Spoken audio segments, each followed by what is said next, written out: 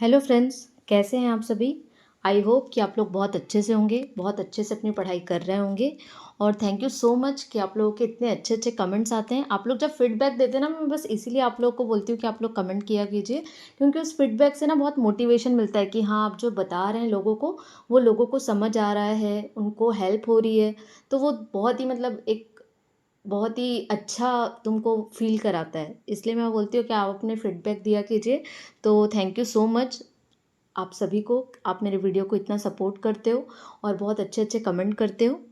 आज हम ज़्यादा क्वेश्चंस नहीं करेंगे, आज वैसे भी सैटरडे है तो थोड़ा कम ही क्वेश्चंस करेंगे। और कल मैं आप लोगों के लिए पूरा वीकली करंट अफेयर लेके आ जाऊँगी, ठीक है, ताकि पूरे हफ्ते का करंट अफेयर एक बार रिवाइज हो जाए। अगर आप लोग को और कोई भी डाउट हो या कुछ और आपका फीडबैक हो तो वो आप मुझसे शेयर कर सकते हैं।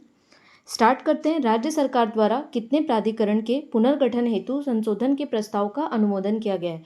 हाल ही में राज्य सरकार के कैबिनेट की मीटिंग हुई थी और उसमें बहुत ही इंपॉर्टेंट क्या लिए गए हैं, डिसीजंस लिए गए हैं, जिसमें से क्या हुआ है कि जितने भी प्राधिकरण है हमारे यहाँ, उनका जो स्ट्रक्चर है ना, उसको चेंज किया गया है। उसका क्या किया गया है, पुनर्गठन किया गया है, ठीक है। और कितने प्राधिकरण का किया गया है, तो 5 प्राधिकरणों का, ठीक है। वो 5 प्राधिकरण कौन कौन से हैं, तो वो हम एक बार देख लेते हैं। मैंने इसको इस तरीके से कर दिया है ताकि आप लोग को इजीली याद हो जाए वो 5 कौन से हैं। पहले आप आदिवासी विकास प्राधिकरण ले लीजिए। तो आदिवासी विकास प्राधिकरण में 3 ले लीजिए। सबसे पहले नॉर्थ में क्या है, सरगुजा। उत्तर में क्या है, सरगुजा। तो सरगुजा क्षेत्र आदिवासी विकास प्राधिकरण। फिर हम सेंटर में आ जाएंगे तो मध्य क्षेत्र आदिवासी विकास प्राधिकरण। फिर हम साउथ में आ जाएंगे तो बस्तर क्षेत्र विकास आदिवासी विकास प्राधिकरण। तो ये 3 ऐसे ही याद हो गए। उसके बाद अगर हम अनुसूचित जनजाति का विकास कर रहे हैं तो हम अनुसूचित जाति का भी करेंगे, तो छत्तीसगढ़ राज्य अनुसूचित जाति विकास प्राधिकरण। उसके बाद फिर हम ग्रामीण और अन्य पिछड़ा वर्ग का भी करेंगे, तो छत्तीसगढ़ राज्य ग्रामीण और अन्य पिछड़ा वर्ग विकास प्राधिकरण। तो इन 5 विकास प्राधिकरणों का क्या किया गया है, इनकी संरचना में पुनर्गठन करके संशोधन किया गया है, ठीक है। अब क्या होगा कि इनके जो प्राधिकरण में राज्य मंत्रिमंडल के सभी मंत्री इसके सदस्य के रूप में शामिल होंगे। जितने भी मंत्री होंगे ना, वो क्या होंगे, इसके सदस्य होंगे, ठीक है। उसके साथ साथ जो प्राधिकरण है, उस क्षेत्र के जो लोकसभा और राज्यसभा के सांसद हैं, वो भी इसके क्या होंगे, सदस्य होंगे, ठीक है। तो इसको भी ध्यान रखना है। और प्राधिकरण क्षेत्र में जो जिला पंचायत अध्यक्ष है ना, वो भी इसका क्या होगा, सदस्य होगा। जैसे बस्तर क्षेत्र आदिवासी विकास प्राधिकरण है तो वहाँ के जो जिला पंचायत अध्यक्ष होंगे वो भी इनके सदस्य होंगे। उस क्षेत्र में जो लोकसभा और राज्यसभा के सांसद होंगे वो भी इसके सदस्य होंगे। और राज्य मंत्रिमंडल के सभी जो सदस्य हैं वो भी इनके क्या होंगे, सदस्य होंगे। और बाकी जो सदस्य रहते हैं वो यथावत रहेंगे, ठीक है। एक और है इंपॉर्टेंट पॉइंट कि सभी प्राधिकरण के जो अध्यक्ष होंगे ना, वो कौन होंगे, मुख्यमंत्री होंगे। और जितने भी विधायक होंगे, उस क्षेत्र के जो विधायक होंगे वो क्या होंगे, उपाध्यक्ष होंगे, ठीक है। जितने भी नहीं, मतलब उस क्षेत्र के जो विधायक होंगे वो उपाध्यक्ष होंगे। इंपॉर्टेंट पॉइंट ये है कि जितने भी आदिवासी विकास प्राधिकरण हैं, उनके जो विधायक होंगे वो भी ऑब्वियस है कि वो अनुसूचित जनजाति के लिए आरक्षित क्षेत्र ही होगा। तो उनके जो विधायक होंगे वो कंपलसरी है कि अनुसूचित जनजाति के ही होने चाहिए, ठीक है। तो इसको ध्यान रखना है कि सभी प्राधिकरण के अध्यक्ष मुख्यमंत्री होंगे और जो उपाध्यक्ष होंगे वो उस क्षेत्र के विधायक होंगे, ठीक है। नेक्स्ट क्वेश्चन में आते हैं। सरगुजा क्षेत्र विकास प्राधिकरण के उपाध्यक्ष किन्हें नियुक्त किया गया है। तो अब सरगुजा क्षेत्र है तो वहाँ के विकास प्राधिकरण में अध्यक्ष कौन रहेंगे, मुख्यमंत्री। उपाध्यक्ष कौन रहेंगे, जो उस क्षेत्र के विधायक हैं, और वो कौन है, अनुसूचित जनजाति से ही होना चाहिए, ये कंपलसरी रहेगा, ठीक है। क्योंकि सरगुजा क्षेत्र आदिवासी विकास प्राधिकरण है तो कौन रहेंगी, गोमती साय को नियुक्त किया गया है। हमारे मुख्यमंत्री उनको अभिनंदन भी कर रहे हैं, तो वो देख लेंगे आप लोग, ठीक है। अब हम एक बार सबके ऊपर नज़र डाल लेंगे कि किनको कहाँ का नियुक्त किया गया, क्योंकि अगर मैच ऑफ द कॉलम में आ जाए तो हमको सबका याद होना चाहिए, ठीक है। तो जैसे हमने देख लिया, सरगुजा क्षेत्र आदिवासी विकास प्राधिकरण की कौन है, गोमती साय। ये कहाँ की विधायक है, पत्थल गाँव की, ठीक है। फिर आता है मध्य क्षेत्र आदिवासी विकास प्राधिकरण, तो इनके कौन है, प्रणव कुमार मरपच्ची, ठीक है। ये कहाँ के हैं, मरवाही के विधायक हैं, ठीक है। उसके बाद म से आप ऐसे याद करिएगा, मध्य क्षेत्र के जो उपाध्यक्ष हैं वो मरवाही के विधायक हैं, कौन, प्रणव, ठीक है। सरगुजा क्षेत्र की कौन है, गोमती साय जी हैं, ठीक है। उसके बाद बस्तर क्षेत्र आदिवासी विकास प्राधिकरण की कौन है, लता उसेंडी जी हैं, जो कोंडा गांव की विधायक हैं, ठीक है। तो इसको भी याद रखिएगा। इसके बाद है अनुसूचित जाति विकास प्राधिकरण, इनके हैं श्री गुरु खुशवंत साहिब, ये आरंग के विधायक हैं, ठीक है। और छत्तीसगढ़ राज्य ग्रामीण और अन्य पिछड़ा वर्ग क्षेत्र विकास प्राधिकरण के उपाध्यक्ष कौन है? ललित चंद्राकर। ये कहाँ के हैं? दुर्ग ग्रामीण के विधायक हैं। तो इसको एक बार आप गो थ्रू कर लेंगे तो आपको याद हो जाएगा आराम से, ठीक है। तो इसको पांचों को याद करना जरूरी है क्योंकि वो कहीं भी पूछ सकता है एग्जाम में, मैच ऑफ द कॉलम में भी पूछ सकता है वो, ठीक है। नेक्स्ट क्वेश्चन है, प्रदेश के किस मंदिर में चांदी के सिक्के जारी किए जाएंगे? तो कौन सा मंदिर है वो? माँ दंतेश्वरी मंदिर, जो दंतेवाड़ा का माँ दंतेश्वरी मंदिर है, वहाँ पे अभी ये निर्णय लिया गया है कि वहाँ पे जो खजाने में जमा चांदी है उसको सिक्के के रूप में ढाला जाएगा, जिसमें एक तरफ माँ दंतेश्वरी का चित्र होगा और दूसरी तरफ जो दंतेश्वरी मंदिर है उसका चित्र होगा, और उसे क्या होगा? श्रद्धालु जन खरीद सकेंगे, ठीक है। तो ये वहाँ का भी निर्णय लिया गया है।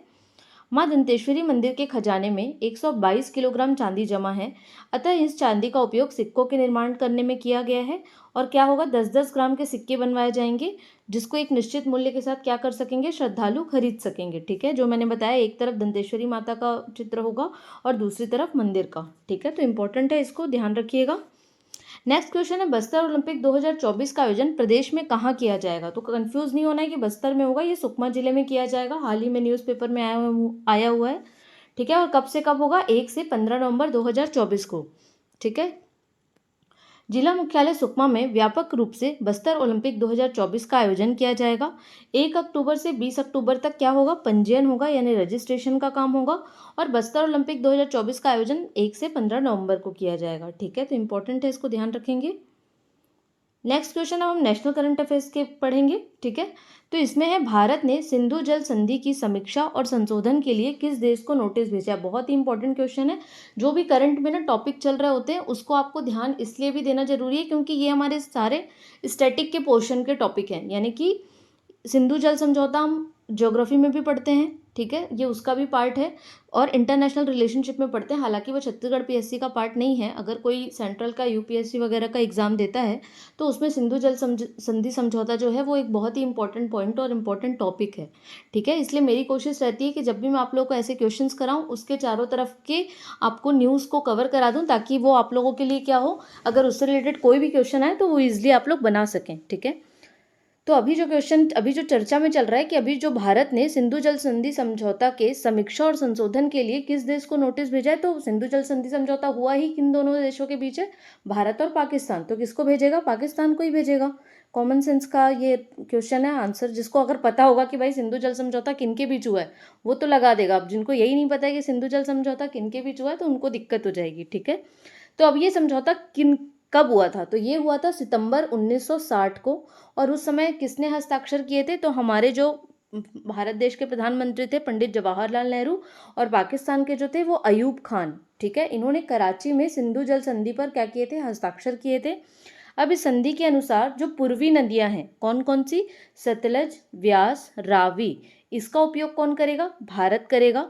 और पश्चिमी नदियां हैं जो सिंधु, झेलम, चिनाब, इसका उपयोग कौन करेगा? पाकिस्तान करेगा। लेकिन अब क्या दिक्कत हो रही है कि समझौते के समय के बाद से हमारे भारत की जनसंख्या क्या हुई है? काफ़ी बढ़ गई है। ये बढ़ी है लिखा है, ये बढ़ी है ना, इंक्रीज हुई है, ठीक है। और खेती के तरीके भी बदल गए हैं, इसलिए अब भारत चाहता है कि इस संधि में संशोधन किया जाए, ठीक है, जो कि बहुत जरूरी भी है। थोड़ा सा इसमें ये भी देख लेंगे, एक मिनट, ये भी एक मैं आपको बता देती हूँ कि जो सिंधु नदी है ना, सिंधु नदी कहाँ से निकलती है? कैलाश पर्वत से निकलती है, मानसरोवर झील से, ठीक है। और किसको किसको जल पहुँचाती है? अपना तिब्बत को, भारत को और पाकिस्तान को, ठीक है, क्योंकि तिब्बत कैलाश पर्वत वहीं है। और इसकी जो सबसे बड़ी सबसे लंबी सहायक नदी है सिंधु नदी की, वो कौन सी है? तो वो सतलज नदी है, ठीक है। तो इसको ध्यान रखना है। अब नेक्स्ट क्वेश्चन की ओर बढ़ते हैं। श्वेत क्रांति 2.0 इसको किसने लॉन्च किया है? हाल ही में हमारे केंद्र सरकार ने श्वेत क्रांति 2.0 को लॉन्च किया है। और किसने लॉन्च किया है? अमित शाह जी ने किया है। ये हमारे देश के गृह मंत्री हैं। इसके साथ साथ मैंने आपको अपने केंद्रीय मंत्रिमंडल वाली वीडियो में बताया हुआ है कि ये सहकारिता मंत्री भी हैं। तो केंद्रीय गृह एवं सहकारिता मंत्री अमित शाह ने महिलाओं को सशक्त बनाने के लिए, सहकारी समितियों को मजबूत करने के लिए, कुपोषण से लड़ने के लिए और दूध खरीद को बढ़ाने के लिए श्वेत क्रांति 2.0 का शुभारंभ किया है। इस योजना के तहत सरकार ने अगले 5 वर्षों में डेयरी सहकारी समितियों द्वारा दूध की खरीद में 50% की वृद्धि करने का लक्ष्य रखा है। ठीक है, तो ये इंपॉर्टेंट पॉइंट है, इसको ध्यान रखिएगा। श्वेत क्रांति 2.0, इससे पहले श्वेत क्रांति के जनक किसको कहा जाता है? तो डॉक्टर वर्गीस कुरियन को कहा जाता है। ये जो आप फोटो में देख रहे हैं, ये डॉक्टर वर्गीस कुरियन है, जिनको मिल्क मैन ऑफ इंडिया कहा जाता है। इसका पहला चरण 1970 में शुरू हुआ था और इसे ऑपरेशन फ्लड के नाम से भी जाना जाता है, तो बहुत ही इंपॉर्टेंट है। अगर बोलेगा राष्ट्रीय दुग्ध दिवस कब मनाया जाता है, तो हम सबको, छत्तीसगढ़ वालों को इजीली याद हो जाएगा, क्योंकि जिस दिन हमारा नोटिफिकेशन निकलता है 26 नवंबर को, उसी दिन राष्ट्रीय दुग्ध दिवस भी मनाया जाता है। लेकिन अगर वैश्विक दुग्ध दिवस पूछेगा तो वो 1 जून को मनाया जाता है। ठीक है, तो ये आपको ध्यान रखना है। आज के लिए हम इतना ही करंट अफेयर कवर करेंगे। अगर आपको ये वीडियो अच्छा लगता है तो प्लीज़ इस वीडियो को लाइक कीजिए, चैनल को ज़्यादा से ज़्यादा सब्सक्राइब कीजिए, अपने दोस्तों के साथ भी शेयर कीजिए। अगर आपका कोई और फीडबैक है तो वो भी आप हमें बता सकते हैं। Thank you so much.